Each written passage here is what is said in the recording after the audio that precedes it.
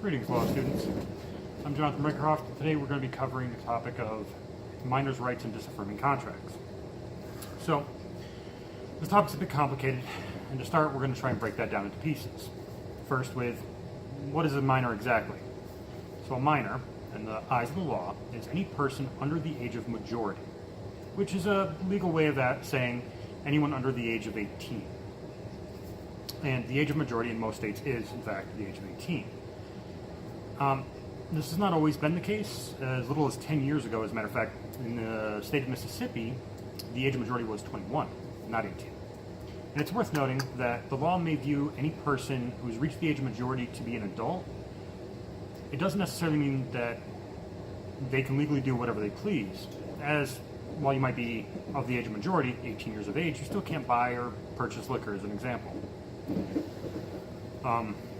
Now, there are exceptions to the rule. Not every person under the age of 18 is considered a minor.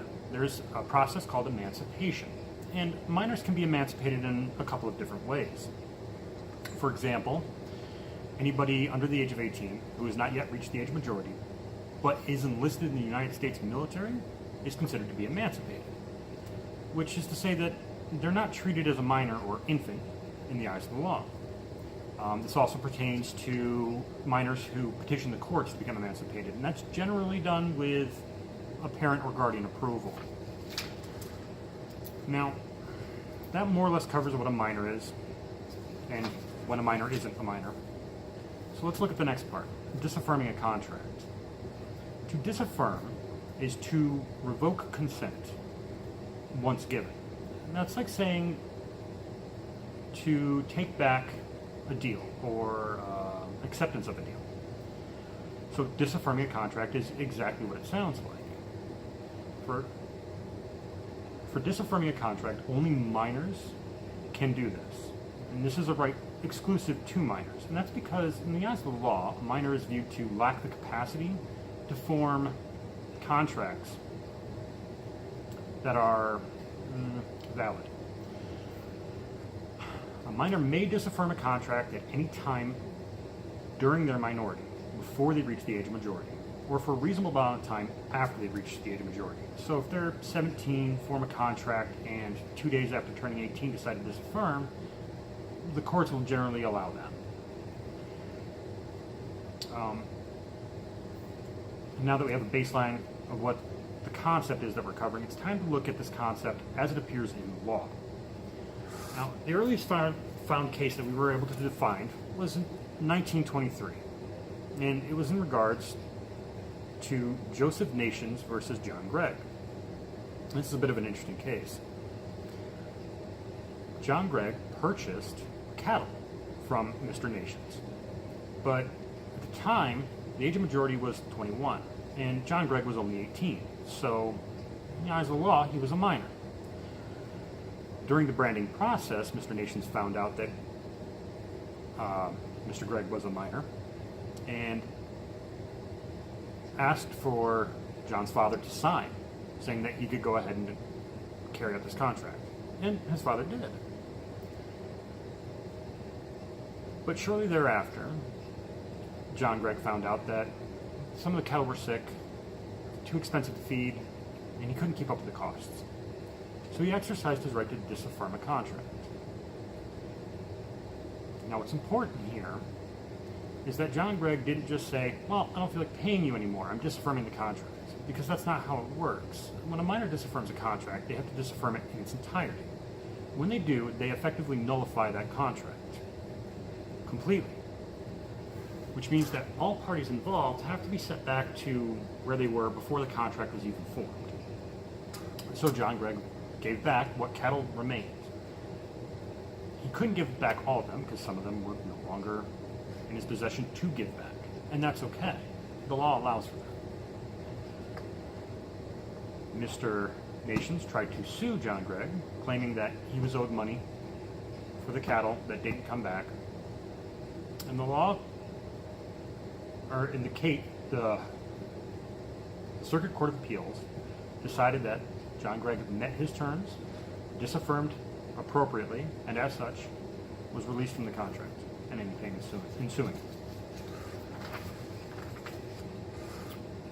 Now, more recently, we can look at TK versus Adobe Incorporated, which was in April of 2018. Now, this case was brought before the California District Court and had some uniqueness about it. Now, TK was a minor who was currently at the time living in Mexico and had utilized a free trial of Adobe software for about 14 months. At the end of that 14 months, Adobe had charged TK for a recurring subscription that he had signed up for when he initially accepted the free trial. TK disaffirmed the contract, and Adobe tried to claim that there was an arbitration clause within the terms of service when Mr. TK signed up for their product, and as such, he should have to go into arbitration. The courts found that's not the case. Again, when a minor disaffirms a contract, they disaffirm it in its entirety. That includes all the terms of services, even the arbitration clause, which was a little unique. Now, TK also tried to claim injury because the company violated their policy, charged him in spite of the fact that he disaffirmed the contract. However, Adobe Incorporated did in fact return the payments. And so the court found in favor of Adobe on that particular point. Just because a minor disaffirms a contract doesn't necessarily mean that a minor can then go after who they're doing business with if they don't like the result. The disaffirming a contract is very much a finalized thing. It nullifies the entirety of the contract. No more, no less. Now, it's clear that these particular rights afforded to minors under the law in disaffirming contracts, even as early as 1923 existed, and haven't changed too awfully much in the last 80, 90, even 100 years, which is kind of impressive. It's also worth noting that there are some contracts that involve necessities. Now, necessity is anything that is deemed necessary to survive or will maintain the station in life, which is a fancy way of saying the things that they need to live. For these types of contracts, a minor can disaffirm, but still has to pay the bare minimum cost. That is, what the seller paid for that item. So, for example, if a minor was to buy a loaf of bread, the minor still has to pay for the loaf of bread, even if he disaffirms, but he only has to pay what the store paid for that loaf of bread, not any other fees or costs added to that. So that's more or less minors' rights in disaffirming contracts. I thank you for your attention, and please, if you have any questions, feel free to ask.